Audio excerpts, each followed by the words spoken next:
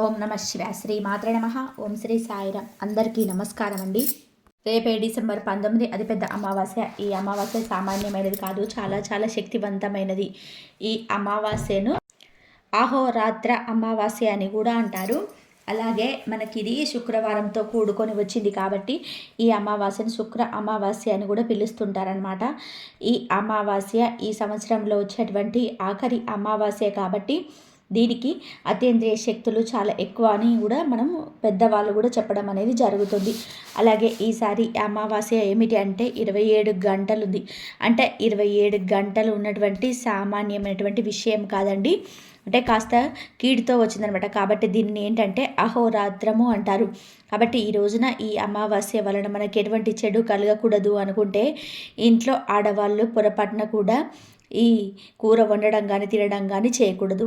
తెలిసి కానీ తెలియక కానీ ఈ కూరను వండినా లేదా తిన్నా కూడా చేతిలో చిల్లి గవ్వ కూడా మిగలదు, అప్పుల పాలైపోతారు. అంతేకాకుండా జన్మ జన్మల దరిద్రం అనేది మిమ్మల్ని పట్టి పీడిస్తుంది. ఈ అమావాస్య వల్ల వచ్చే కీడు కూడా మిమ్మల్ని మీ ఇంటిని తాకేటువంటి అవకాశం ఉంటుంది.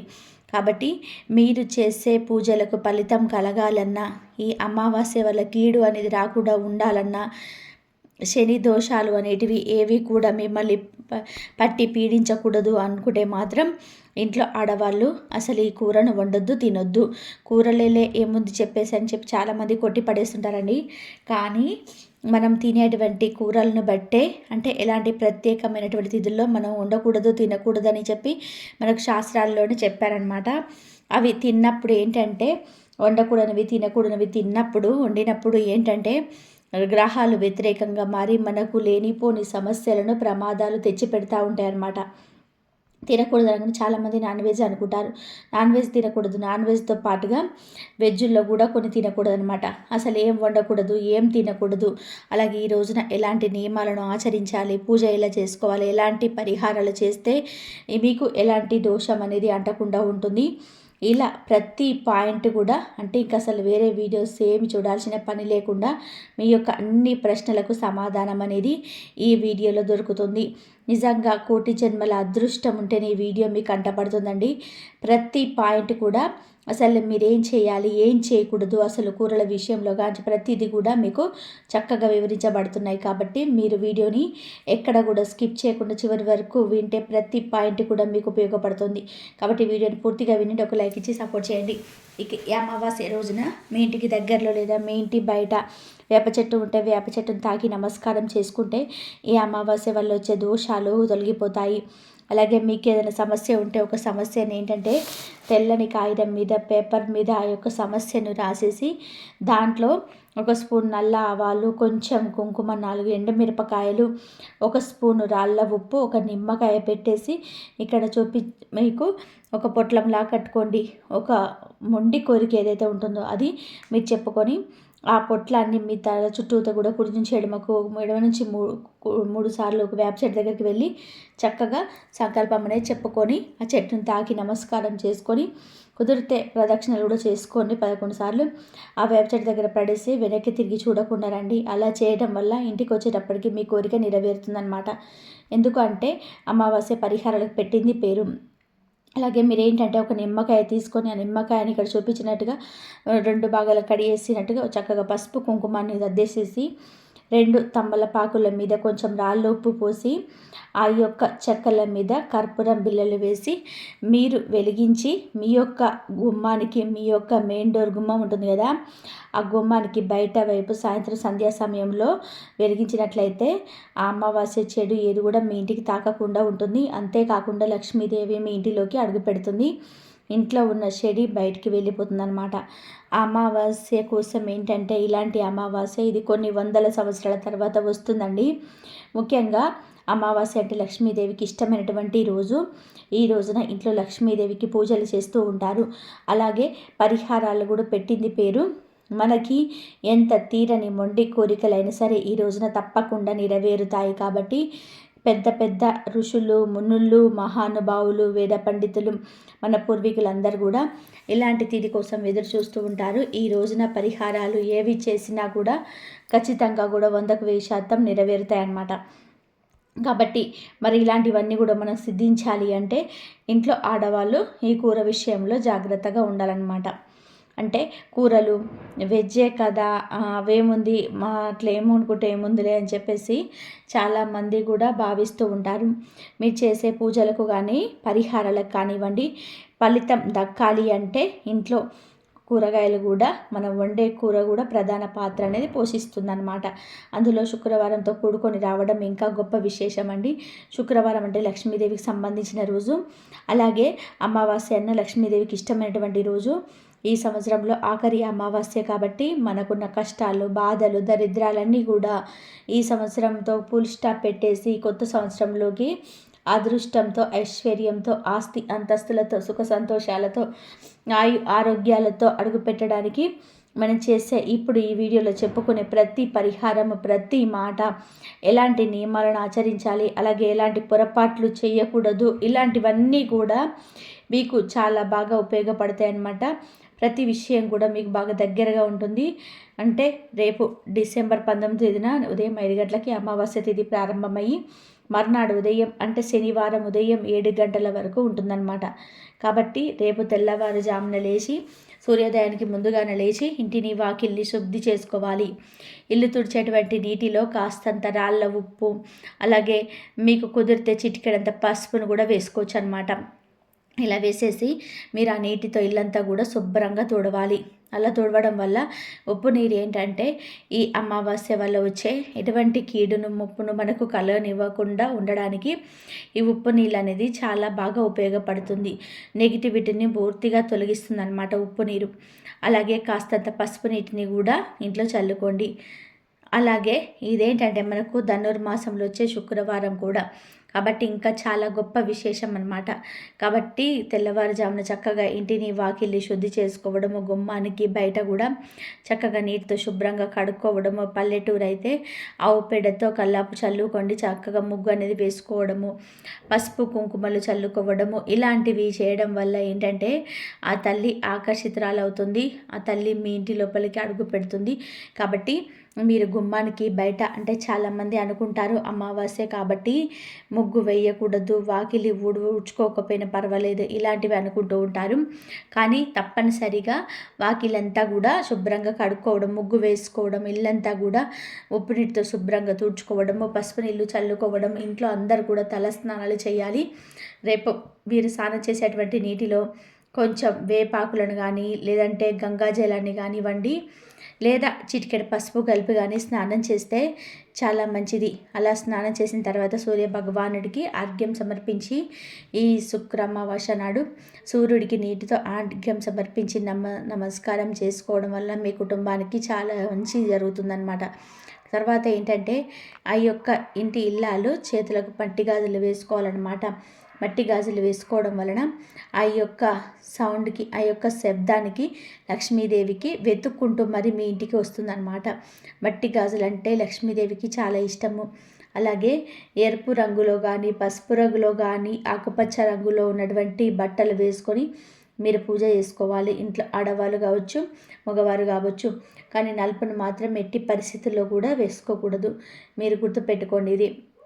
ఇంకా మిగిలినవి నలుపు తప్ప, అలాగే నీలి రంగు బ్లూ కలర్ ఉంటుంది కదండి, అవి తప్ప ఇంకా మిగిలిన ఏ రంగు వస్త్రాలైనా సరే మీరు వేసుకోవచ్చు అనమాట.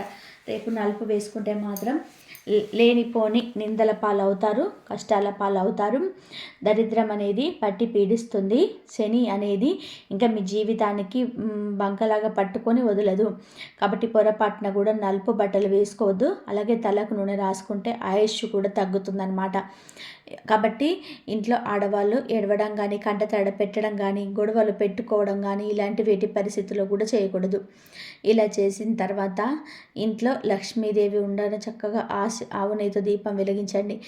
ఇంకా చక్కగా లక్ష్మీదేవితో గులాబీ పూలతో, ఎరుపు రంగు పుష్పాలతో కానీ, మందార పుష్పాలతో కానీ చక్కగా అలంకరించుకొని వెంకటేశ్వర స్వామిని తులసి దళాలతో అలంకరించి మీ పూజ గదిలో మట్టి ప్రమిదలో కానివ్వండి లేదా పిండి దీపాలు వెలిగించైనా సరే పూజ చేసుకుంటే చాలా మంచి జరుగుతుంది.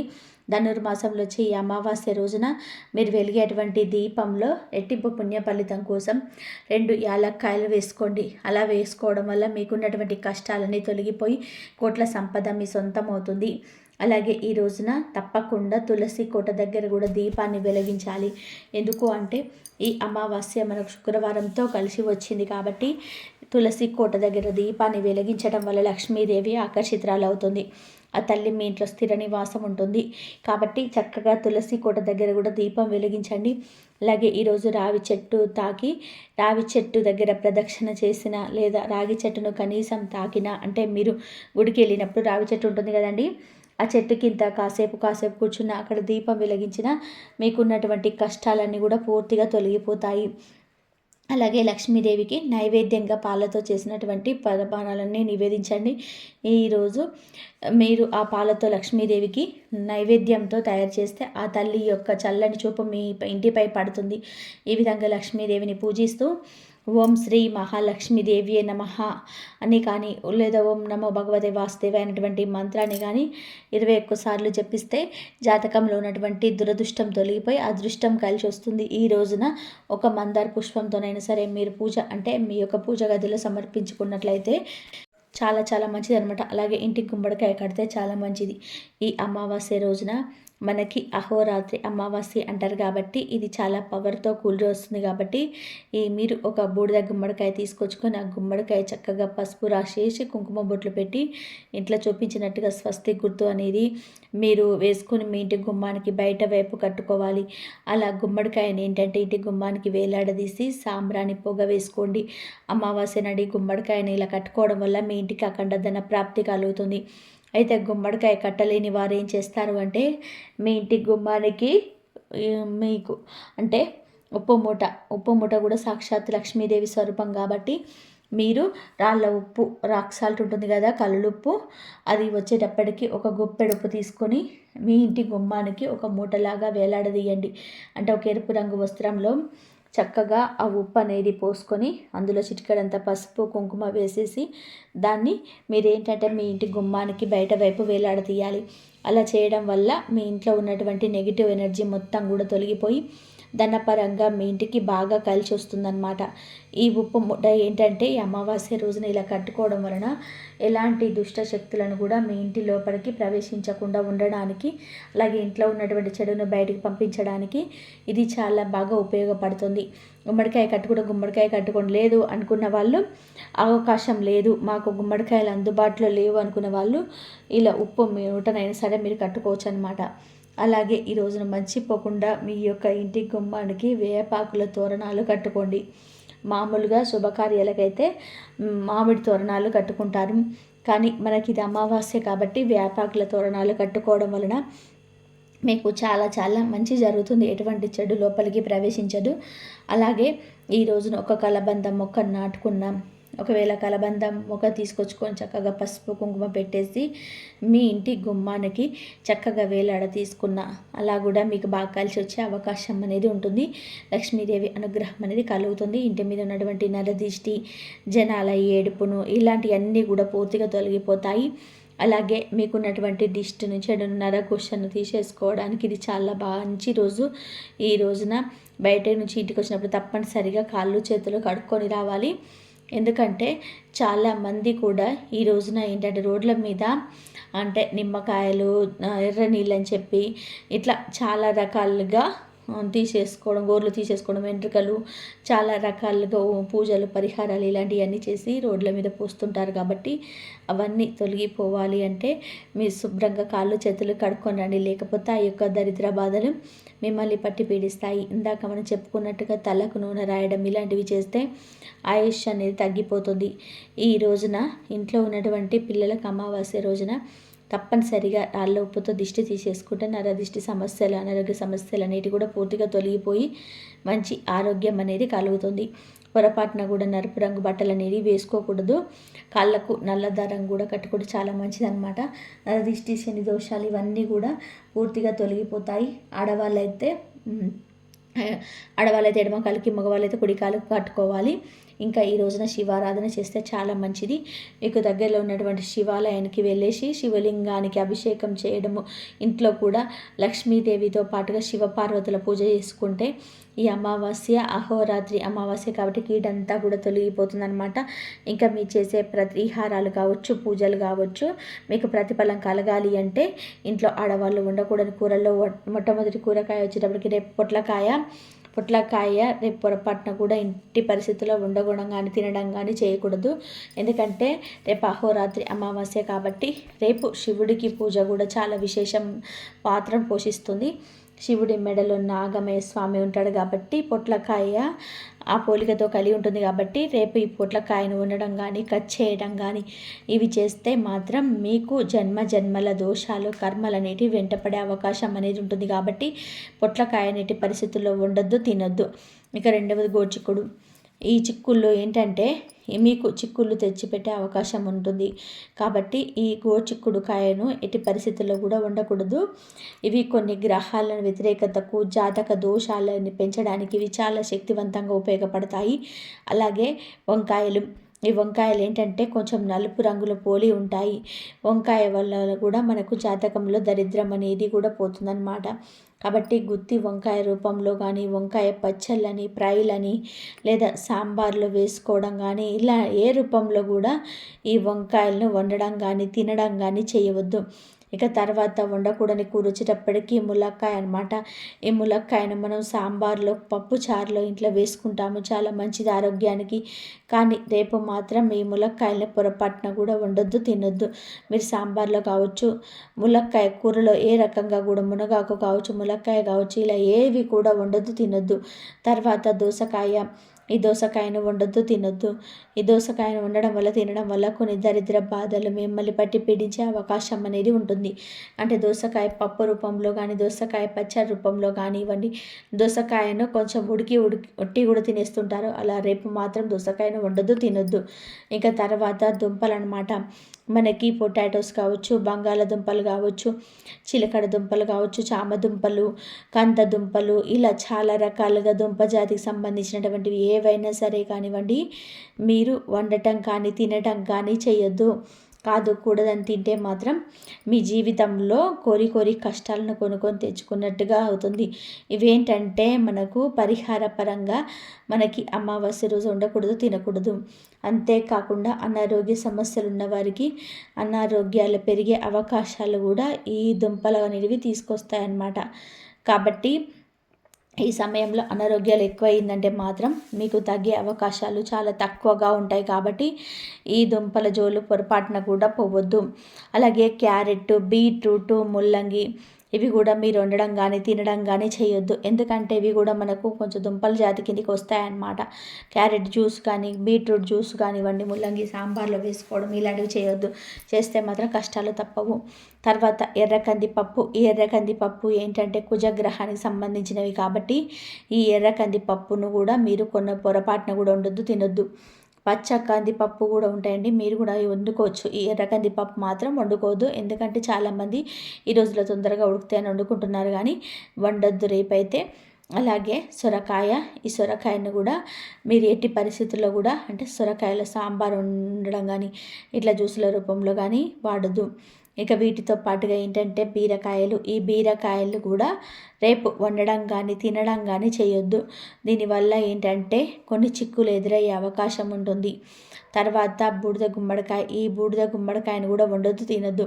ఈ బూడిద గుమ్మడికాయను ఎక్కువ జ్యూసుల రూపంలో ఈరోజు బాగా వాడుతున్నారు కాబట్టి బూడిద గుమ్మడికాయని ఇంటికి కట్టుకోండి. అంతేగాని రేపు వండొద్దు, తినొద్దు, జ్యూసు కూడా తాగొద్దు. అలాగే తీపి గుమ్మడికాయ. ఈ తీపి గుమ్మడికాయను హల్వా రూపంలో కానీ, స్వీట్ రూపంలో కానీ, లేదంటే గుమ్మడి పులుసు రూపంలో కానీ, గుమ్మడి దప్పడం రూపంలో కానీ ఇలా చేస్తూ ఉంటారు. కానీ ఇది కూడా రేపు తినకూడదు. తర్వాత పుట్టగొడుగులు. ఈ పుట్టగొడుగులు మనకి హైబ్రిడ్ పుట్టగొడుగులు దొరుకుతున్నాయి. ఇంకా కొన్ని నాటు పుట్టగొడుగులు కూడా అవి కూడా ఉంటాయి కాబట్టి ఈ పుట్టగొడుగులు రేపు ఉండొద్దు, తినొద్దు. ఇవి కూడా మనకి నాన్ వెజ్ రుచిని పోలి ఉంటాయి కాబట్టి దోషం. కాబట్టి తూరల్లో కూడా ఉల్లిపాయ వాడొద్దు. ఉల్లిపాయతో పాటుగా వెల్లుల్లి, అల్లం ఇవేంటంటే మనకు కూర రూపం మసాలాలాగా ఘాటును పెంచుతూ ఉంటాయి. కాబట్టి ఇవి వేయటం వల్ల ఏంటంటే కూరల్లో ఘాటు అనేది పెరుగుతుంది, కాబట్టి వీటిని వేయొద్దు.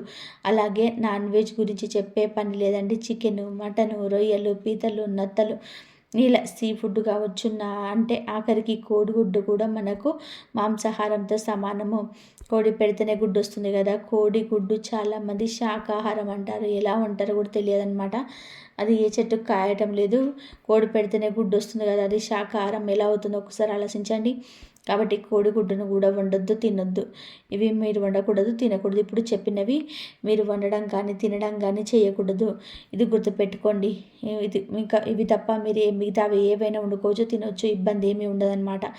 ఇంకా తర్వాత రేపు ఈ శుక్ర అమావాస్య రోజున మీరు ఇంటికి ఒక ఉప్పు ప్యాకెట్ తీసుకొచ్చుకుంటే ఆ రూపంలో లక్ష్మీదేవి మీ ఇంటి లోపలికి కోట్ల రూపాయలతో అడుగు పెడుతుంది. ఆ ఉప్పు ప్యాకెట్ను కాసేపు లక్ష్మీదేవి దగ్గర పూజ దగ్గర పెట్టేసి తర్వాత మీరు పరిహారాలకు వాడుకోవచ్చు, వంటల్లో వాడుకోవచ్చు, దిష్టిలోకి వాడుకోవచ్చు. చాలా మంచి జరుగుతుంది అన్నమాట. తర్వాత రేపు ఏంటంటే నల్ల నువ్వులను ఎవరికైనా సరే బ్రాహ్మణులకి దానంగా ఇవ్వండి. ఇలా ఇవ్వడం వల్ల మీకున్నటువంటి శని సమస్యలు, శని దోషాలు ఈ అమావాస్య కీడుతో వస్తుంది కాబట్టి ఆ కీడంతా కూడా తొలగిపోతుంది. కాబట్టి నల్ల నువ్వులు ఇంటికి తేవద్దు, కొని బయట నుంచి బయటే కొని బ్రాహ్మణులకు ఇచ్చేసేయండి. తర్వాత చీపిరిని ఎట్టి పరిస్థితుల్లో కూడా కొనొద్దు.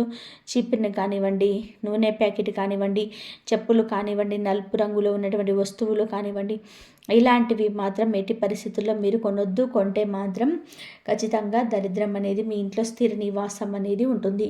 ఇంకా ఈ రోజున జుట్టు కత్తిరించకూడదు. మగవాళ్ళు షేవింగ్ చేసుకోవడం అంటే గడ్డం చేసుకోవడం ఇలాంటివి పొరపాటున కూడా చేయొద్దు. అలా చేస్తే దరిద్ర దేవత నుంచి మీరేమాత్రం కూడా తప్పించుకోలేరు.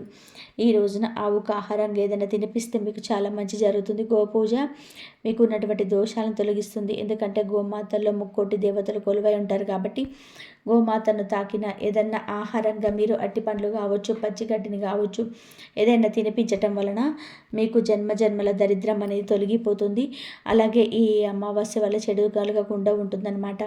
అలాగే ఈ రోజున ఉపవాసం ఉండగలిగే శక్తి ఉంటే ఒక పూట ఉపవాసం ఉండండి. అలా ఉండడం వల్ల చాలా మంచి జరుగుతుంది. ఒక పూట చాలండి. అంటే ఉండలేని వాళ్ళు మేము మామూలుగా మీరు మనం చెప్పిన కూరలు తప్ప మిగతా కూరలు చేసుకొని వండుకొని తినొచ్చు అనమాట. అలాగే ఈ రోజున ఏంటంటే ఎవరికి అప్పు ఇవ్వకూడదు, అలాగే ఎవరికి అప్పు అనేది తీసుకోకూడదు అనమాట. అలా తీసుకుంటే చాలా నష్టాలు జరిగే అవకాశం అనేది ఉంటుంది. ఆ అప్పు అనేది జీవితాంతం కూడా మీకు ఉంటుందన్నమాట. ఈ అమావాస్య రోజు ఏంటంటే పగటిపూట నిద్ర అనేది పోకూడదు. అలా పోతే ఏంటంటే ఇంట్లోకి దరిద్ర దేవత అడుగు పెడుతుంది. అలాగే భార్యాభర్తల బ్రహ్మచర్యం అనేది పాటించాలి. ఈ రోజున కొత్త బట్టలు కూడా కొనకూడదు, దూర ప్రయాణాలు కూడా చేయకూడదు, ఎలాంటి శుభకార్యాలన్నిటివి నిర్వహించకూడదు. ఈ శని గ్రహానికి సంబంధించింది కాబట్టి అమావాస్య రోజున పొరపాటున కూడా ఇనుప వస్తువులు ఏమాత్రం కూడా కొనకూడదు. ఇందాక మనం చెప్పినట్టుగా చీపిరి కావచ్చు, బియ్యం కావచ్చు, గోధుమలు ఇలాంటి వాటిని కూడా కొనకూడదు. గుర్తుపెట్టుకోండి. ఈ రోజున పితృపూజలు చేస్తే మంచిది. పెద్దవాళ్ళకు తర్పణాలు వదలడం, పెద్దవాళ్ళకు ఫోటో దగ్గర వాళ్ళకి ఇష్టమైనటువంటి ఆహారాలు ఏవైనా వండి పెట్టడం, వాళ్ళకి నమస్కారం చేసుకోవడం వల్ల మీ జాతకంలో ఉన్నటువంటి పితృదోషాలు, పితృశాపాలు పూర్తిగా తొలగిపోతాయి. కాకికి ఒక ముద్ద అన్నం పెట్టడం వల్ల ఈ రోజున పితృదోషాలు అనేటివి తొలగిపోతాయి. అలాగే కాకి శనిదేవుడి యొక్క వాహనం కాబట్టి శనిదేవుడి యొక్క అనుగ్రహంతో మీ జాతకంలో శని దోషాల నుంచి పూర్తిగా బయటపడగలుగుతారు. ఇంకా ఈ రోజున నల్ల కుక్కకు ఆహారంగా ఏదైనా తినిపించడం వల్ల కూడా ఈ యొక్క శని దోషాల నుంచి బయటపడగలరు. అమావాస్య వల్ల ఎటువంటి చెడు అనేది కలగకుండా ఉంటుందన్నమాట. కాబట్టి ఈ రోజున ఇలాంటి నియమాలను, ఇలాంటి పరిహారాలను ఆచరించండి. చేయాల్సినవి, చేయకూడనివి ఏంటనే కూడా మీకు చక్కగా వివరంగా అర్థమైంది కాబట్టి, అలాగే వండకూడని కూరలు ఏంటి, ఎలాంటి పూజ అనేది మనం చేయాలి, ఇదంతా కూడా చక్కగా ఈ వీడియోలో క్లియర్గా మీకు అంతా విలువైన సమాచారం అనేది దొరికింది. కాబట్టి వీడియోనికి ఒక లైక్ ఇచ్చి సపోర్ట్ చేయండి. ఎందుకంటే మీరు లైక్ చేయడం వల్ల వీడియో మరికొంతమందికి చేరుతుంది. అలాగే మీకు ఎంత విలువైన సమాచారం తెలియజేసినందుకు మాకు అసంత మోటివేషన్గా ఉంటుంది. లైక్ చేసినప్పుడు కామెంట్ దగ్గర హైప్ వస్తుంది, అక్కడ ఒక పాయింట్స్ అనేది మీరు యాడ్ చేయొచ్చు. మొట్టమొదటిసారిగా మన ఛానల్ చూస్తున్నట్లయితే సబ్స్క్రైబ్ చేసుకొని ఆల్ అండ్ బ్లేన్ క్లిక్ చేయండి. మీకు తెలిసిన ఫ్రెండ్స్ ఎవరైనా ఉంటే వారికి కూడా షేర్ చేస్తే హెల్ప్ అవుతుంది. కామెంట్ బాక్స్లో వచ్చేటప్పటికి ఓం శనీశ్వరాయ నమః అని కామెంట్ చేయండి.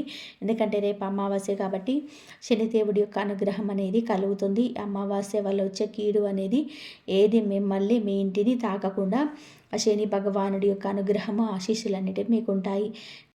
ఈ వీడియో కనుక మీకు నచ్చినట్లయితే ప్లీజ్ లైక్ చేయండి, షేర్ చేయండి, సబ్స్క్రైబ్ చేయండి. మరొక మంచి వీడియోతో మళ్ళీ కలుద్దాం. సర్వజన సుఖినో భవంతు.